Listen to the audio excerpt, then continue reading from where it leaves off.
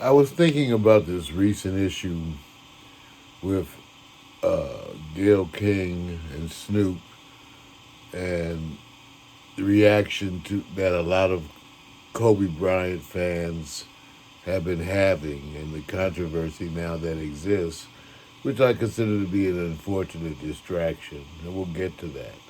But the controversy that now exists because of the comments uh, of Snoop regarding the interview and toward Gayle King specifically.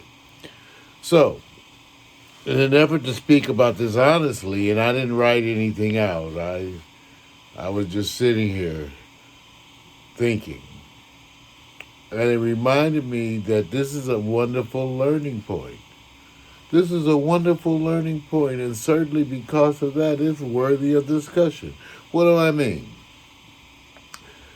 The learning point is to discuss when someone who you care for makes a very public mistake.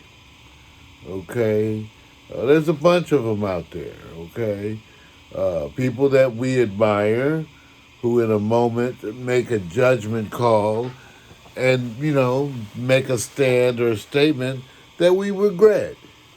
And sometimes and if you're lucky, it's just a statement. If you're unlucky, they do something and carry out an act that you can't, you know, make allowances for. So that's the learning point today. How do we deal with that? And I had to think about it. And the way, and I don't know Snoop personally. I know people who know him, and I know good things about him. And so I first thought to think of folks close to me and imagine if it was one of my close buddies. And that humanized it for me. So that's what you should do, first of all. Even though I'm not making excuses, I'm getting to the process, the learning point. Because the learning point is what to do when someone of your group, your friend, your family says something that you don't agree with.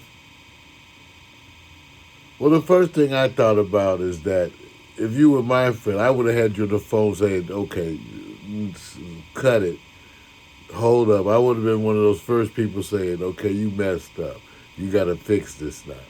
The sooner the better. You're gonna get on top of this because sometimes we misspeak. In the heat of anger, we all say stuff.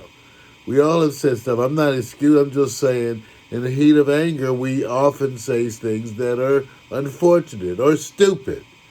Okay, we do that. We get in the heat of anger. We do. That's the problem. In the mouth, the words are like bullets. You can't take them back. So that's part of it. So I would have first what I would have done is I would have called him and said, no. Now, second thing is that you gotta own them. See, and speaking to my friend, I would have said, first of all, I love you. So I'm gonna tell you what you did was wrong. See, because I love you, because I care for you, and I don't give above and beyond all the bullshit. I'm gonna tell you and say to you when you do things that I feel are grossly incorrect.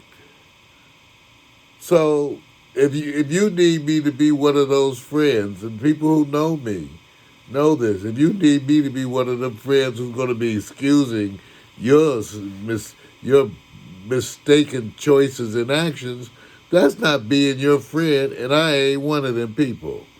Okay? See, but the first thing I will say is I will own you. I will say this is my friend. I love them. I care for them, and they have made a mistake. And I am encouraging them to address that mistake. But it is a mistake. Okay? But the point is, this is my friend. All my family, my father, my mother, my sister, and I love and care for them. And so now they have put me in an unfortunate situation. See, what Snoop has done, too, he's put a bunch of black women in an uncomfortable situation. See, because it's the whole issue of the feminism, the attack on women, the kind of attacks that women endure daily from men. So now he's gone and put himself. I said, that's what I would tell him. That ain't your message, brother, and that ain't his message. That's not who he is as a person. So those of us who know of Snoop, and I know enough people who know him and who work with him and for him, that I know that that's not what Snoop is about. He's done a bunch of stuff for the community. So here he's made a mistake. So I'm going to do and handle this, and I thought about it deeply in the ways to which I have to. With a person that would be, if, like I said, I don't know, but if it was my brother, my sister, I would say, first of all, I love them. And I am encouraging them to handle this because they have another side. And this is the situation. So this is the point at which you defend them. Okay, and that's where you end up again getting caught up. Because if you care about them, now you're in the position of defending them. That's why I said Snoop has put a bunch of sisters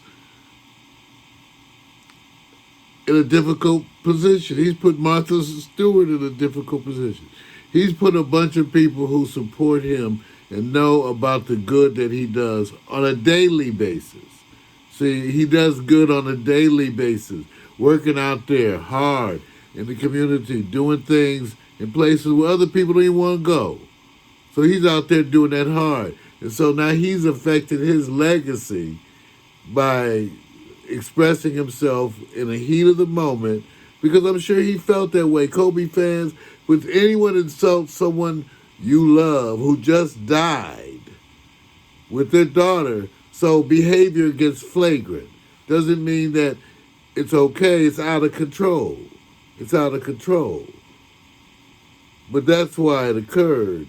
So, the learning lesson is what to do when someone you love is in your family, your boy, your sister, whatever, does something wrong.